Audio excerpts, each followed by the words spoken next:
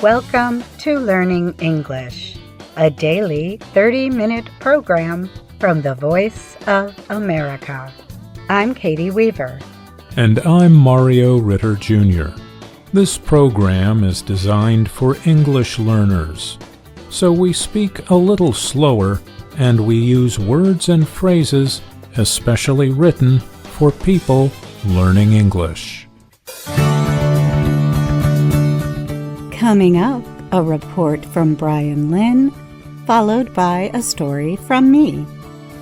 Later, a special report about Christmas in America long ago. And we close the show with the lesson of the day. But now, here's Brian. A non-profit group in Greece uses small horses to provide pet therapy to sick and disabled people. But the organization is now considering its future after facing financial difficulties. The Associated Press, AP, recently met members of the group called Gentle Carousel Greece. The animals are brought to hospitals and care centers to give joy to the sick or those suffering physical limitations. The horses are bred as miniature animals and stand about 72 centimeters tall.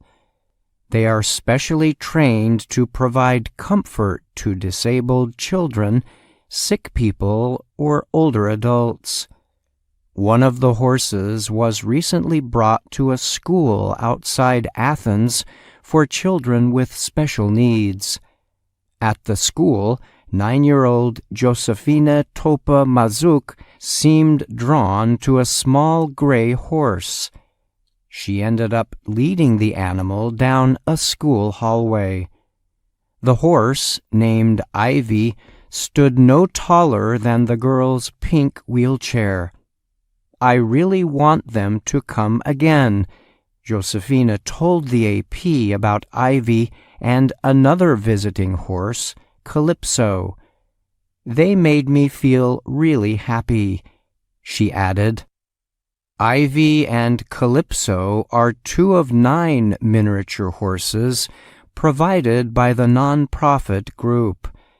The organization is linked to an American group called Gentle Carousel Miniature Therapy Horses. The U.S. group is based in Ocala, Florida. The organization said the horses complete at least 2 years of training. They are taught how to work in confined environments with children and adults with special health needs. Caregivers say the horses provide a form of pet therapy that offers valuable social interactions and new learning experiences. But the leader of the Greek organization says her group has been financially struggling in recent years. Gentle Carousel Greece is run by 68-year-old Mina Karagianni. She said she now performs most of the group's duties herself. Karagianni also finances the group and cares for the 9 miniature horses, mostly by herself. Karagianni also told the AP she learned about the Florida-based organization over the internet while she was searching for information on a pony she had rescued. After learning about the group's activities, she got the idea to start her own operation. "I was touched and I was moved, and I said, 'Okay, we have to bring this to Greece,'" Karagianni said. So she decided to make changes to her land to be able to care for the horses. She said she turned her property into what she calls a magic garden. She has everything she needs to care for the horses. She also runs a small restaurant and party area. Karagianni launched her Greek group in 2014. She said the organization has served about 12,000 children since it began until the pandemic led to restrictions in 2020. The pandemic caused financial pressures, and Karagianni herself faced a medical problem that hurt her ability to run the group. "I'm just starting to get myself back together again now," she told the AP. "With a lot of financial difficulties, but what can I do? I'm trying." Karagianni said she had contacted businesses and nonprofit groups about financial help, but has not been successful. She plans to continue to seek help. "I'm making superhuman efforts," Karagianni said. "I'm doing what I can, but I can't do it alone," she added. Karagianni said she keeps going because she sees the great benefits the children and adults receive from the animals. At the special needs school, teacher Eleni Volokaki said she sees incredible reactions from the children. "It's like something awakens their senses." Volokaki noted the horses can often get students to make more progress than with other therapy methods. "We saw things we didn't expect," she said. "We saw children with autism or children who are generally afraid of animals coming very close, letting the horses get close to them," Volokaki added. I'm Brian Lynn.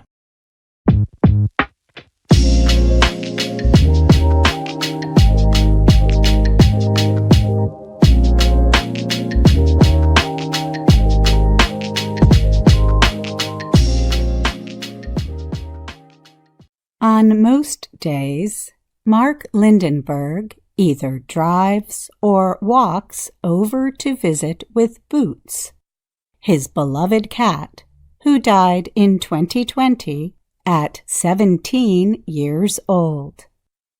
The New York man had the animal buried at the Hartsdale Pet Cemetery, a burial place on small grassy hills near the main road.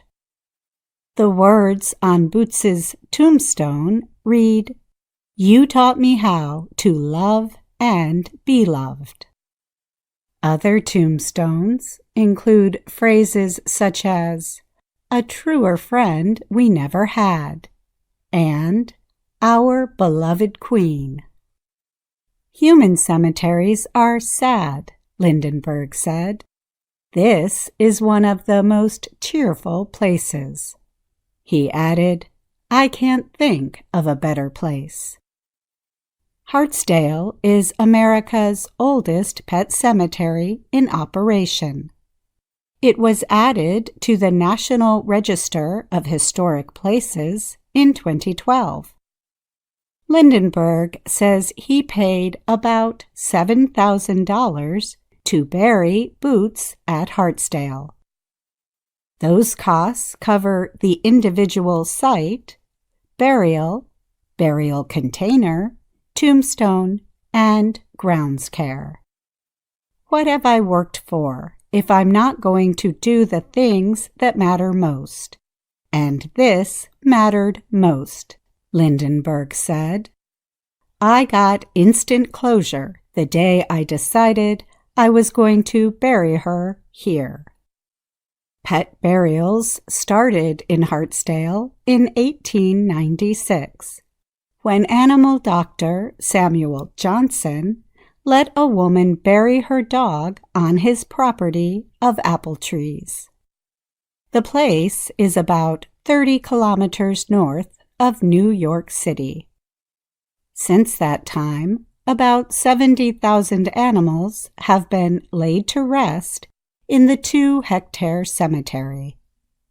Most of the pets buried at Hartsdale are cats and dogs. But several other kinds of animals are also there.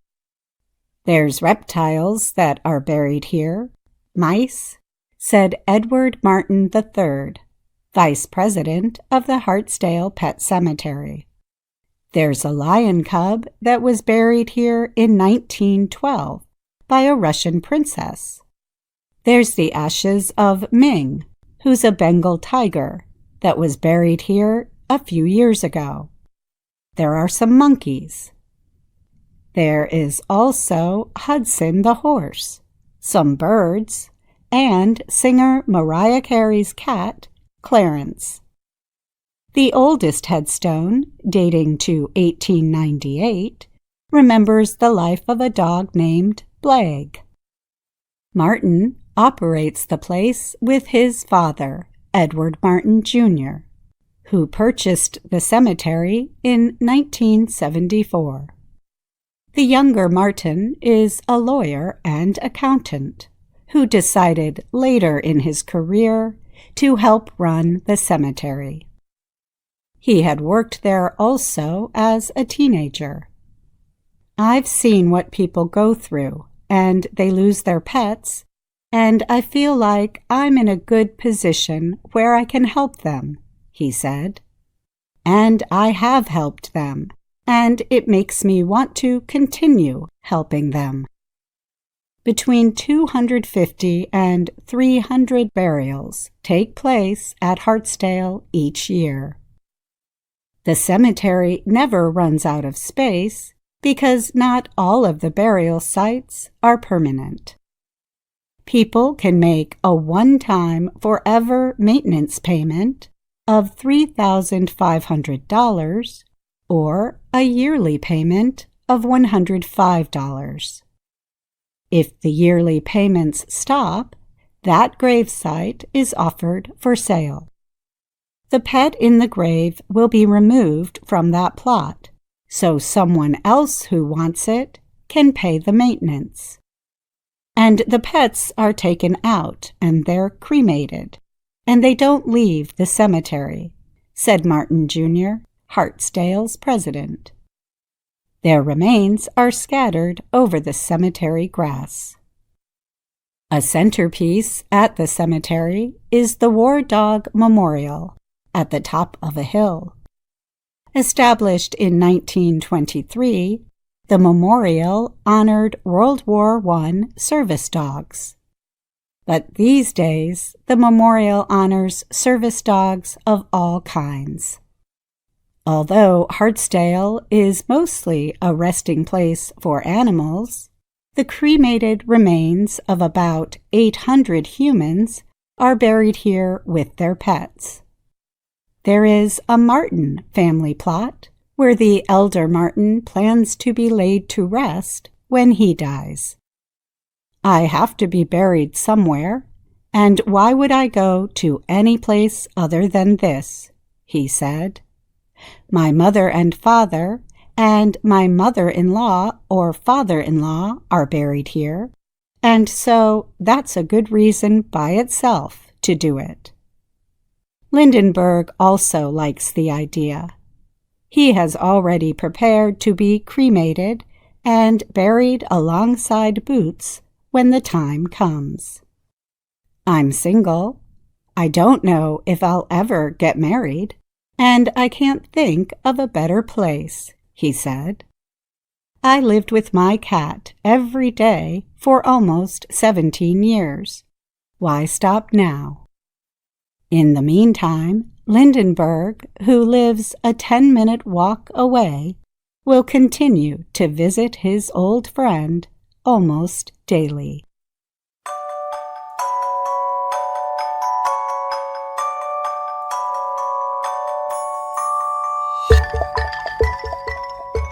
Today, Steve Ember and Shirley Griffith present a special program on Christmas traditions in the United States during the first half of the 19th century. During this period, There was no set way of celebrating the day, which was not yet an official holiday. Communities around the country honored the day in different ways. Some observed Christmas as an important Christian religious day, honoring the birth of Jesus. Others celebrated the day with parties, music, drinking, and eating. And some communities did not celebrate the day at all. But it was during this period that Americans began to reinvent the holiday. They combined ancient Christmas traditions from different cultures with modern American influences. Here are Steve Ember and Shirley Griffith.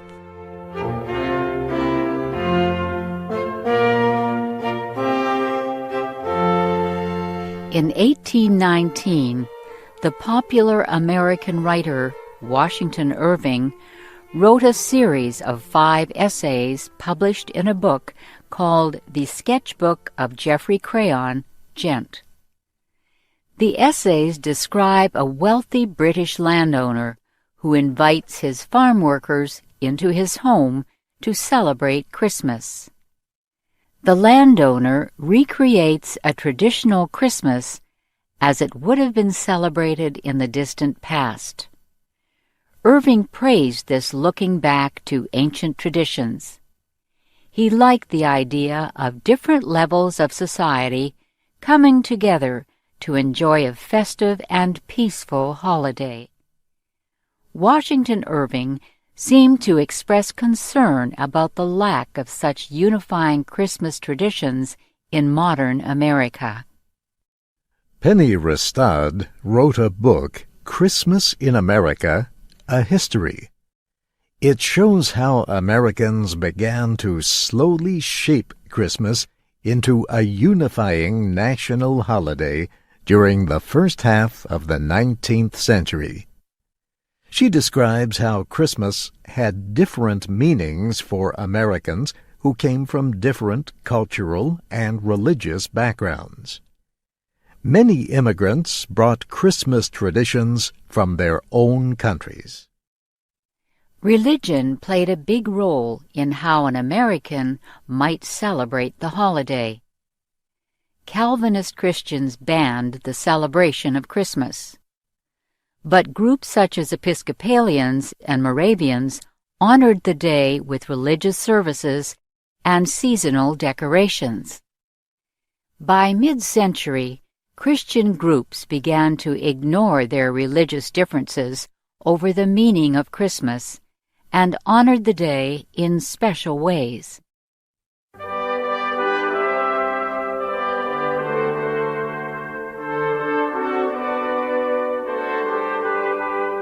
Christmas became an important time for families to celebrate at home.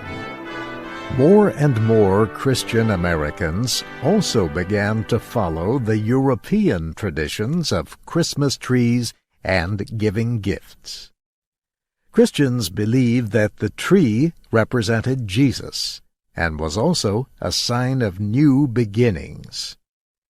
German immigrants brought their tradition of putting lights, sweets, and toys on the branches of evergreen trees placed in their homes. This tradition of setting up a Christmas tree soon spread to many American homes. So did the practice of giving people presents. As these traditions increased in popularity, the modern trade and business linked to Christmas also grew. As Christmas became more popular, some states declared the day a state holiday. Louisiana was the first state to make the move in 1837. By 1860, 14 other states had followed. It was not until 1870 that President Ulysses Grant made Christmas a federal holiday. Americans already knew old Christmas songs that came from England and other areas of Europe. But many new American Christmas songs started to become popular. For example, in 1849, a religious leader from Massachusetts wrote the words to "It Came Upon a Midnight Clear." The song Jingle Bells appeared 7 years later. And a year later, a religious leader in Williamsport, Pennsylvania, wrote the song "We Three Kings of Orient Are."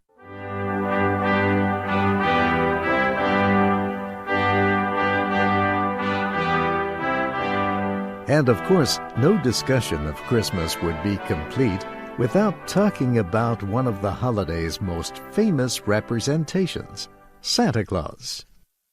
This character is based on the story of St. Nicholas, a Christian holy person believed to have lived in the 3rd century.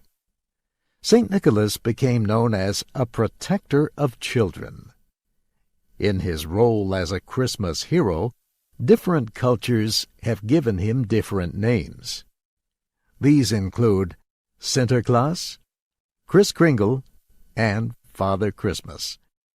But for most Americans, his most popular name would become Santa Claus. In the 19th century, many Dutch immigrants living in the United States celebrated the feast of St. Nicholas on December 6th. St. Nicholas was especially important to New Yorkers because of their history as a Dutch colony. In 1809, Washington Irving published his History of New York. It lists St. Nicholas as the patron saint of New Yorkers. He describes the saint wearing a low hat, large pants, and smoking a pipe. Does this description sound familiar?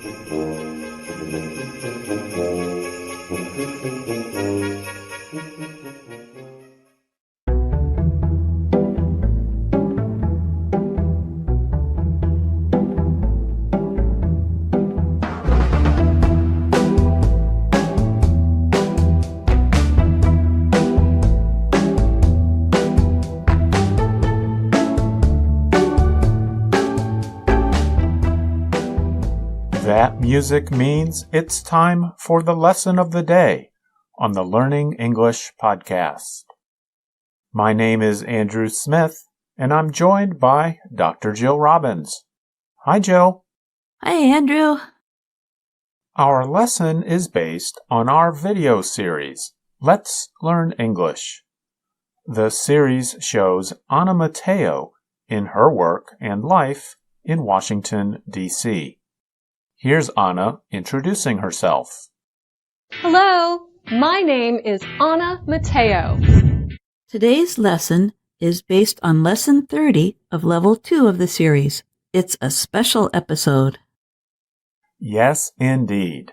It's special because it is the final episode of the series. And it gives Anna and her coworkers a chance to dream about the future. That's right. Every end is also a new beginning. So listen carefully to what Anna and her co-workers dream of doing. That means what they hope for the future. And listen for the ing form of the verb after the two words dream of. The episode begins when Anna and Ashley meet, and they each share what they have dreamed of doing.